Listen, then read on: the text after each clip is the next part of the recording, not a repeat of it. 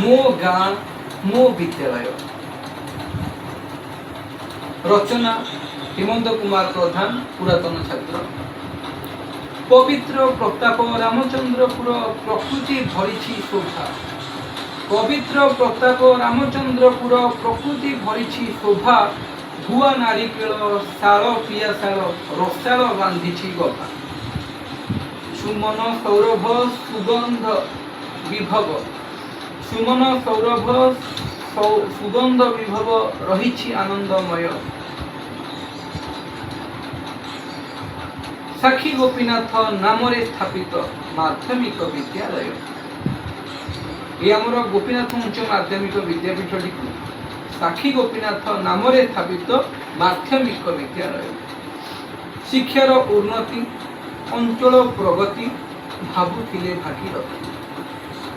ଶିକ୍ଷାର ଉନ୍ନତି ଅଞ୍ଚଳ ପ୍ରଗତି ଭାବୁଥିଲେ ଭାଗୀରଥୀ। ଲୋଡ଼ିଲେ ସହାୟ ଭାସ୍କର ଉଦୟ ପୂର୍ଣ୍ଣଚନ୍ଦ୍ର ମହାମତି।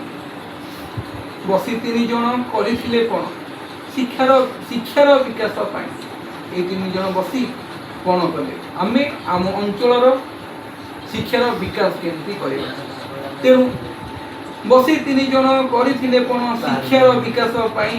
ଉଚ୍ଚ ଶିକ୍ଷା ଲୋଭ ଗ୍ରାମର ଅଭାବ ଏଣିକି ରହିବ ନାହିଁ। ଯଦି ଆମେ ଶିକ୍ଷାର ବିକାଶ କରିବା, ଆମ ଶିକ୍ଷାର ଲୋଭ ଆମର ରହିଛି, ଆମ ଅଞ୍ଚଳର ପିଲାମାନେ ପାଠ ପଢ଼ି ଭବିଷ୍ୟତରେ ବିଭିନ୍ନ ପ୍ରକାର ଶିକ୍ଷିତ ହୋଇପାରିବେ, ଗାଁର ଉନ୍ନତି ଆସିବ। ତେଣୁ ଉଚ୍ଚ ଶିକ୍ଷା ଲୋଭ ଗ୍ରାମର ଅଭାବ ଏଣିକି ଆଉ ରହିବ ନାହିଁ। ହୋଇ ଏକ ମେଳ ହୃଦୟ କଲ୍ଲୋଳ ହାତ ପରେ ହାତ ରଖି। ହୋଇ ଏକ ମେଳ ହୃଦୟ କଲ୍ଲୋଳ ହାତ ପରେ ହାତ ରଖି। ଗ୍ରାମବାସୀ ଏକ ହୋଇଲେ ପ୍ରତ୍ୟେକ ଗୋପୀନାଥ ହେଲେ ସାକ୍ଷୀ। ତେଣୁ ସମସ୍ତେ ଏକଠି ହେଲେ, ଗୋପୀନାଥଙ୍କୁ ସାକ୍ଷୀ ରଖିଲେ ଏବଂ ବିଦ୍ୟାଳୟଟି ଆରମ୍ଭ ହେଲା। ଦେଇ ଶ୍ରମଦାନ ବିଦ୍ୟା ନିକେତନ ଗଢ଼ିଲେ ଆନନ୍ଦ ହୋଇ। ତେଣୁ ସମସ୍ତେ ଶ୍ରମଦାନ ଦେଲେ ମାଗଣାରେ, ପିଲାମାନେ ପଢ଼ିବାକୁ ଗଲେ।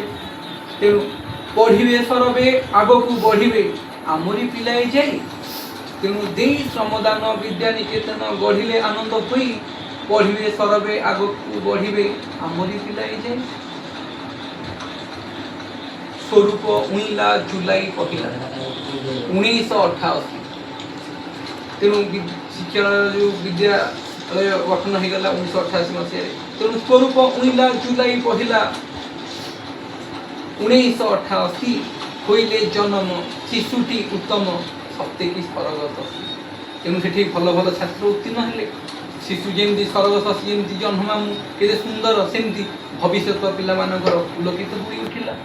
ତେଣୁ ହୋଇଲେ ଜନମ ଶିଶୁଟି ଉତ୍ତମ ସତେକି ସ୍ୱର୍ଗତ। ଝାଟି ମାଟି ଘର ଆହା କି ସୁନ୍ଦର ଆଗରେ ଉଦ୍ୟାନଟି। ତେଣୁ ଛୋଟିଏ ଝାଟି ମାଟି ଘରେ ଶିକ୍ଷାଦାନ ଆରମ୍ଭ ହେଲା।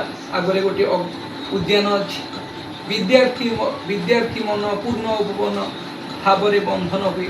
ତେଣୁ ବିଦ୍ୟାର୍ଥୀର ମନ ଉପବନ ମଳୟଚନ୍ଦନ କର୍ପୂରତ୍ୱ ହେଲା ଭଳିଆ ବିଦ୍ୟାର୍ଥୀର ମନ ପୂର୍ଣ୍ଣ ଉପବନ ଭାବରେ ବନ୍ଧନ ହେଲା। ତେଣୁ ପିଲାମାନେ ଯେତେବେଳେ ପାଠ ପଢ଼ିବାକୁ ଯାଆନ୍ତି ବହୁତ ଖୁସିରେ ମିଳେ। ଯେଉଁ ଅଞ୍ଚଳରେ ଶିକ୍ଷା ପାଇପାରୁନଥିଲା, ପିଲାମାନେ ପାଇପାରୁନଥିଲେ, ବର୍ତ୍ତମାନ ବହୁତ ଖୁସିରେ ପାଠ ପଢ଼ି ନାଁ କଲେ। ପଢ଼ିବା ବଢ଼ିବା ନିଜକୁ ଗଢ଼ିବା ରଖିବା ଅଞ୍ଚଳ ନାଁ। ଶିଖାଇଲେ ଗୁରୁ ହୋଇ ମହାମେରୁ ବିକାଶ ଦେଖିବ ଗାଁ। ତେଣୁ ଆମ ଗାଁ ଆମ ବିକାଶ ଦେଖିବ। ତେଣୁ ଗୁରୁ ଶିଖେଇଲେ। ଗୁରୁଜୀ ପ୍ରଧାନ ହୋଇଲେ ମୋହନ ସହକାରୀ ବିଦ୍ୟାଧର। ତେଣୁ ପ୍ରଥମେ ପ୍ରଧାନ ଶିକ୍ଷକ ହେଲେ ମୋହନ ସାର୍ ଆମର ପ୍ରଧାନ ଶିକ୍ଷକ ଏବଂ ତାଙ୍କର ସହକାରୀ ବିଦ୍ୟାଧର ସାର୍ ଆମର ପ୍ରିୟ ବିଦ୍ୟା ସାର୍। ତେଣୁ ବିଦ୍ୟାରେ ପ୍ରବୀଣ ଶ୍ରଦ୍ଧାରେ ନିପୁଣ ବିଦ୍ୟାର୍ଥୀ ହୃଦୟ ହାରା। ଏମିତି ଅନେକ ଆସିଲେ ଶିକ୍ଷକ କରୁଥିଲେ ଶିକ୍ଷାଦାନ। ଶିକ୍ଷାରେ ସଫଳ ଦେଖିଲା ଅଞ୍ଚଳ ଗ୍ରାମର ରଖିଲା ମାନ। ଏଇଭଳି ଭାବରେ ବିଦ୍ୟାଳୟ ଅଗ୍ରଗତି କରିଚାଲିଲା ଏବଂ 3-5 ଦେଇଛି ଆୟୁଷ। 3-5 ବର୍ଷ ଏଠି 35 ବର୍ଷ। এইভাবে বিভিন্ন প্রকার 35 ବର୍ଷ 40 ବର୍ଷ ଏମିତି ବଢ଼ି ଚାଲିଲା ଆଜିକୁ।